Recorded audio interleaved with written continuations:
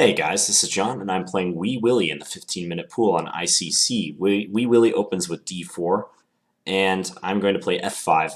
I'm going to play a Dutch. Shout out to my student John, who is a big Leningrad Dutch player, and I was going to play Leningrad if White had ventured the main lines, but knight c3 is an interesting move.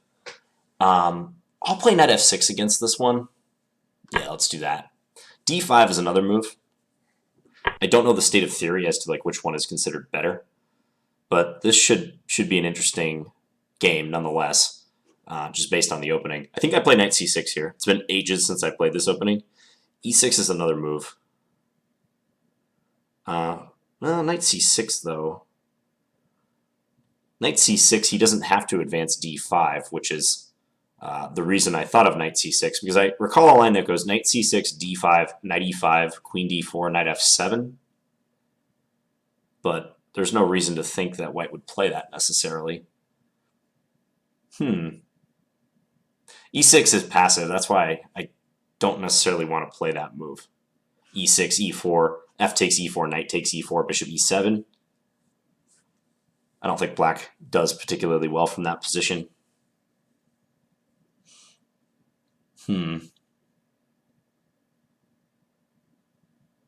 Let's play d5. We'll revert back to this move. Usually they end up taking on f6. Black typically takes the e-pawn, so we'll do that. I have to admit I prefer to play such positions from the white side more than the black side, playing against the compromised pawn structure. But it's good to challenge yourself. I'll play bishop e6. Usually they try to maneuver a knight into f4. It's one of the main points of this line. Maybe c6 now. Yeah, let's do c6.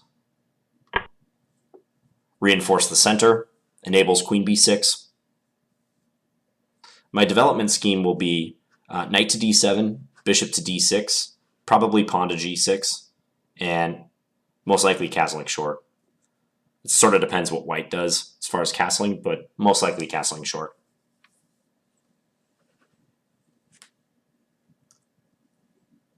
So I tried, John. I tried to get a Leningrad, but they didn't cooperate. So maybe I'll try again in the future. Knight h3, so he's coming to f4. I could play bishop d6 straight away, but I think I'll just play g6. This is a common way of addressing the knight f4 threat. So that's if they play knight f4, I can safely drop it back to f7 without worrying about the f5 pawn being lost. That's the point of this. I know a lot of times they try to play h4 and then go h5 to assault this pawn structure, which makes perfect sense. It's almost a minority attack against the four pawns. Because otherwise it's hard to really puncture this structure. White needs to do something involving a pawn break, either h4, h5, or sometimes f3 and e4. Okay, he's sending his queen over somewhere. So what if I play knight d7? How will he respond? Queen over to h3 maybe, but that doesn't really carry with it a threat necessarily.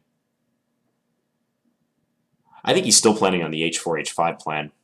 So knight d7, h4. Let's say queen b6. This looks interesting. Yeah, I think I can deal with this. So let's just go ahead and play this move. The knight is bound for the square anyways. I wasn't planning on developing it through a6. So you can see that the loss I took in the previous game against Bratak 2, that really dropped my rating, plummeted it by 20 plus points. So I'll have to work my way up again. Let's check Wee Willie's stats while we have a spare moment. He is listed as being in the Canadian group. He's probably from Canada. Peak rating of 1792. Yeah, played almost 300 games. He might not be from Canada. He has a US flag. So here, I think I'll play queen a5 and threaten bishop b4. Looks tempting. Yeah, let's do that. I'm retaining the option of castling queenside too. So since white has gone queenside, it's more likely that I'll go queenside myself. I want to follow his king. Okay, king b1 is sensible. So now if I were to play bishop b4, he can drop this knight back to e2 pretty easily. Maybe I'll castle queenside now. I might not play bishop b4 yet. I want to see if I can get him to put a rook on the e1 square before I do that so I can pin him. And maybe it's just more uncomfortable for him if I let him keep the knight there and I don't force him to go knight e2.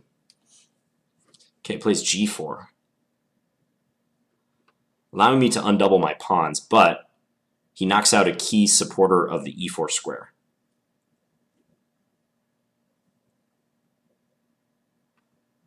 Okay, let's take that. I'll probably play f5 after this.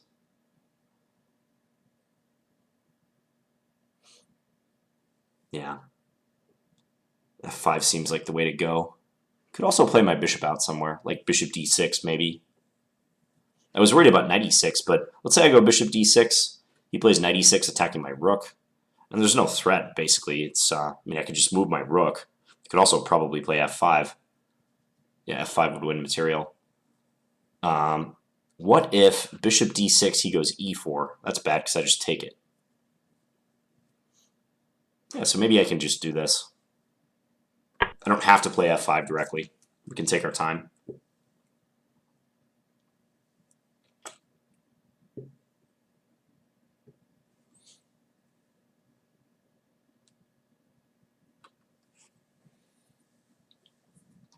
He can now try to push his h-pawn if he wants, h4, h5, to further attempt to create weaknesses on the king side. So I'll be curious if he does that. I still have an eye towards maybe attacking him on the queen side. It's just not possible to do much damage at the moment because I don't have a pawn storm in the process. I can't really bring my b-pawn up without creating more damage against my own king. So I'm just content to complete my development for the moment. If h4, maybe I'll play f5, queen f3, knight f6 is one idea.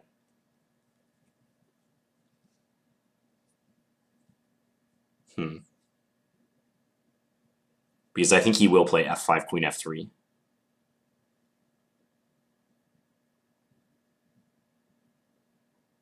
What about f5, queen f3, rook df8, so that if h5, I can go g5.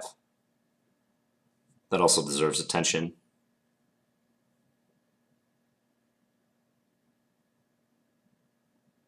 Okay, let's do this move now. I think it's the appropriate time to play this. And I predict queen f3 will be played.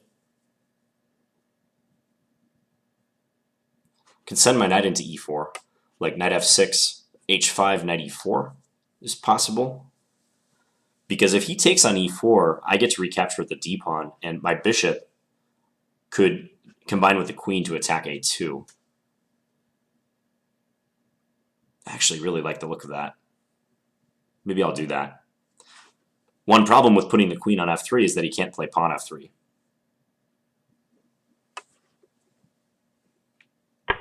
Time-wise, I think we're both doing pretty well. He's used less than 4 minutes. I've used about a third of my time, 5 minutes. So knight f6, h5, knight e4. Yeah, it looks pretty good.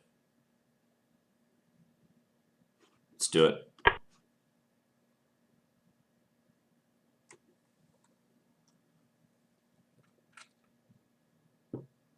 It's possible for me to stop him from playing h5 by playing h5 myself, but that would have the effect of creating a backward pawn on g6.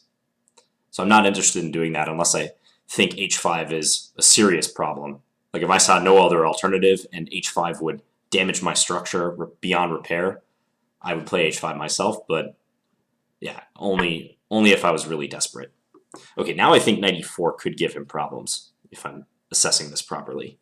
Maybe he plans to just play knight back to e2, the f knight to e2, that is. That could be his plan. Still, though, I see ways that I can create trouble for him. Like if knight back to knight f to e2, maybe bishop b4, and this knight has nowhere to go.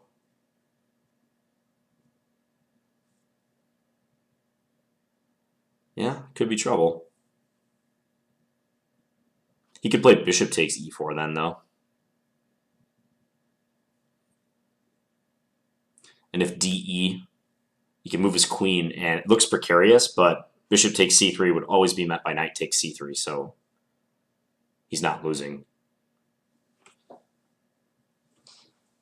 This is a good opportunity to think of my opponent's time, though, because knight fe2, I believe, is forced. Oh, and if knight ce2, by the way, I have this nifty move, knight d2 check, forking his king and his queen. And speak of the devil, he played that. Okay, and is there some strange queen trap if knight d2 check, rook takes d2, queen takes d2, he plays c3? Because that would be really annoying if that actually worked. I have g5 if I need that resource. What about knight d2 check, rook takes d2, queen takes d2, knight back to c3? Threatening rook d1. Please don't tell me that works for him. That would be so annoying if true. You know what's also probably good in this position is just g5. Because where's this knight going to go? Back to g2 or to h3? I mean, knight d2 is also very tempting, but I win an exchange and my queen gets all mucked up. g5 might just be stronger. g5, if he plays knight takes d5, I can take with the bishop. Queen takes f5 check, king over, bishop takes e4, I win a2. That looks good for me. So g5, if he goes knight h3, I can play, what, bishop e6? Looks simple. Threatening g4 and also still having an eye towards playing knight d2. I could also take on f4 right away, but then he could take with the queen, and there's no longer knight d2 check forking the king and the queen. Let's go g5. So I've changed my plan. I'm trying to get knight d2 in under better circumstances, or maybe even not at all. Because I know now bishop takes e4 is a bad decision because of d takes e4, and that might be the case for the next couple moves. So I'm trying to take advantage of that. And this knight just gets misplaced. I mean, if it's forced back to g2, it's misplaced. h3, it's definitely misplaced. I'm thinking he'll probably play knight g2, after which I can go bishop e6, and I would be threatening g4, trapping his queen. I can't play g4 right away after knight g2 because of queen takes f5 check. So I must be patient. Okay, he does go there. So I'm thinking bishop e6. Let's do it. Two threats, g4 and also knight d2. g4 being the main threat. How's he going to defend? I predict queen g2. Yeah, queen g2 is sensible. And that actually deals with the knight d2 check threat as well. So queen d2, maybe I'll play something solid like h6 even. Really? I don't think you can do that. What's to stop me from just taking your knight? I'm not going to go knight d2, but what is stopping this? I don't know if he hallucinated there or he just thought his position was lost, but yeah, he just resigned. Okay, let's have a look. So I played the Dutch. Now, interesting thing about the Dutch. You could think of the Dutch as the Sicilian against d4. It's basically the Sicilian defense played against d4. You're trying to control a center square with a flank pawn. Now, why is the Dutch not as popular as the Sicilian? And why does the Dutch have a worse reputation than the Sicilian? The answer is because you're weakening your king side. You're pushing the f-pawn, which, especially with black, is a risky proposition in the opening. In fact, I tell my beginning chess students, and whenever I teach at chess camps, I used to teach at chess camps with beginning players and very low-rated players who just needed solid piece of advice. I told them that the F-pawn stands for forget about it. So F-pawn stands for forget about it, because you should forget about moving it in the first many moves in the opening. Not always a good piece of advice for tournament players, but for kids starting out in the game, it's very good advice, because if you've ever reviewed games of kids, you've probably seen so many disasters where one side moves their F-pawn too early. So the Dutch, despite having like kind of a dodgy reputation, is actually a pretty good opening. It just must be handled properly, just like any other opening. And categories of openings that entail risk to your king side or give your opponent a real good control of the center, like the King's Indian, for instance, the margin for error is always smaller. So I feel like in openings like the Slav, if something goes wrong, you still have a position to work with. If something goes wrong in a Dutch or a King's Indian for black, your position is often just completely in shambles, and you have no positional basis to fall back on. So, yeah, he played knight c3, which I know is popular. I've never played this move myself from the white side. I usually play g3 from the white side. And if you're unfamiliar with it, the Leningrad Dutch that I was trying to enter could be reached after a line like this, where black plays a fianchetto of the kingside bishop. Say castle, castle, c4, and then d6. And this is an important Dutch line. Black traditionally plays queen e8 and tries to arrange the e5 pawn advance hereafter. And I have a student also named John, which I was giving a shout out to in the video, who really likes this opening for black, and he has pretty good results with it. So I told him I would play it one time. So here you go, John. But white played knight c3 on move 2. I played knight f6, now bishop g5. Now I thought I remembered knight c6 being a move here. Idea d5, knight e5, queen d4, trying to attack the knight, and then knight f7. And I know for a fact I've seen some games that have reached this position. But the only thing that stopped me from playing that is like white's not obligated to play d5. He could just as easily play a move like knight f3 or something. And I'm not sure what the point of knight c6 is then. So if you can't justify your move and you suspect it might be a book move but you're not sure, in my opinion, you can't really play it. You have to have a reason for playing it. And the only reason I can come up with is if white plays d5, I'm kind of playing hope chess. If white plays d5, I get into a position I'm familiar with. But that's not good enough, so I played d5 myself, and he took. The reason for d5 is that with this early bishop g5 setup, white often tries to arrange e4 quickly. So black wants to clamp down on that square. Undoubtedly, though, you create some weaknesses in doing this. You allow your opponent to capture on f6, and you have to double your pawns. If white doesn't capture, they could maybe play to use the e5 square, but I think black's control over e4 balances that out. So from this point forward, it's a battle of pawn structure versus bishop pair. Black has the bishop pair, but they have the worst pawn structure. So white will be playing in a way to take advantage of the structure, and you can see that he tried to do a lot on the king side to do that. But yeah, I guess having played this now from the black side, I can see why black has a resilient defensive position. It's not just one-way traffic. It's not like black has double pawns and they're worse because of that. They have a very solid position, and it takes a long time for white to break down those pawns, and in the meantime, black can generate counterplay, hopefully. Knight h3 was interesting. I usually see the development of the knight through e2, but it may just transpose. Let's add the engine now, because I am in unfamiliar territory. Let's just start back here.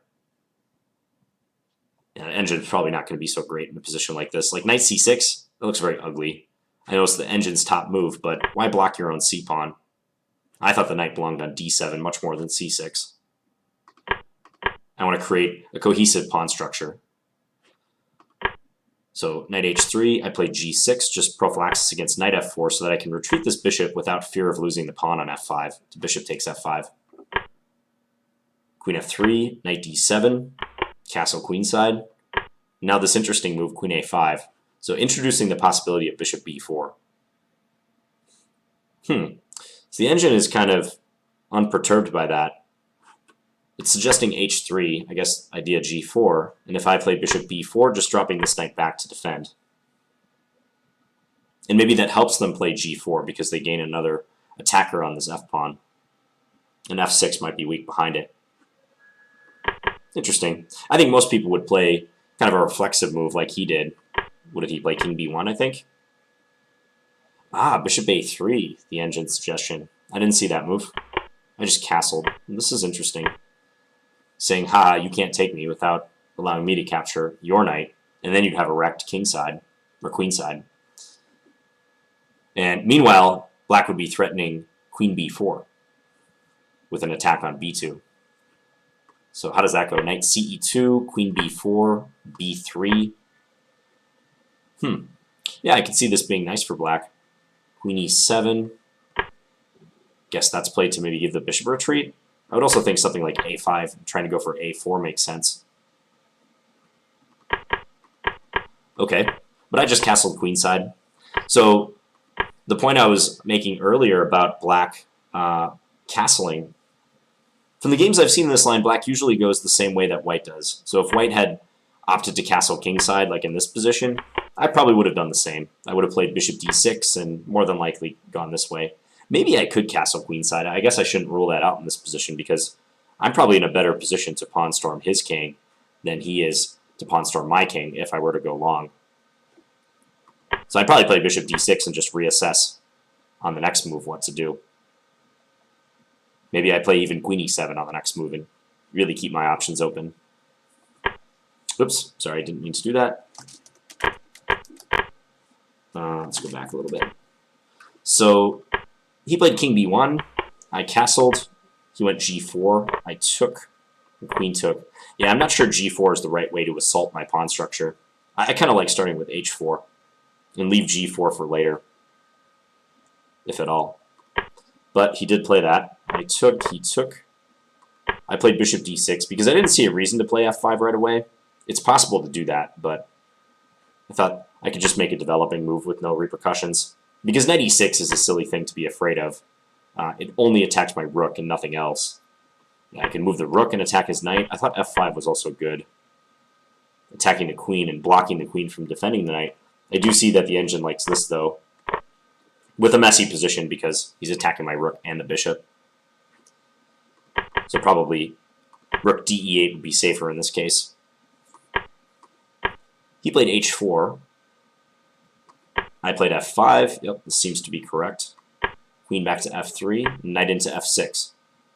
So that's a nice side benefit of having moved my f-pawn, is that my knight actually gets a square to go to. Because with the two pawns on f5 and f6, this knight can't hope to activate itself on the king side, really. I mean, its most likely prospects to be activated would be something like b5 and knight b6, maybe coming into c4 later. So it's really nice that I was able to slide my knight into this f6 square, because e4 has presented itself as a key target. Great outpost square for my knight. So he played h5. I went knight into e4.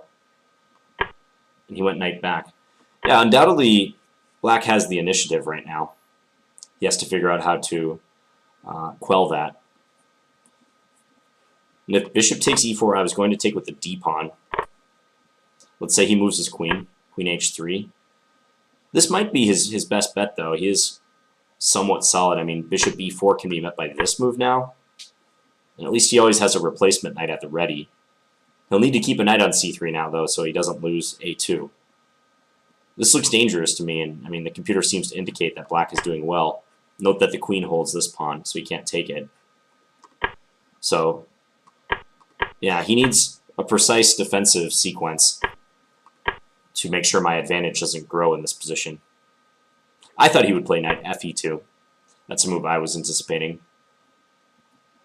I was kind of playing around with the idea of bishop b4 then. But maybe it's not that bad if he just plays bishop takes, by analogy with the last line, and just leaves these knights where they're at. They're passive, but they hold everything, especially a2. So instead, he played knight ce2. Let's see if I'm correct about check. Knight d2 check. I wonder if he was baiting me into playing that move, because it's so tempting just to check and fork the king and the queen. But after rook takes d2, queen takes d2, yeah, this move knight c3, cutting off my queen's retreat. And he's simply threatening rook d1.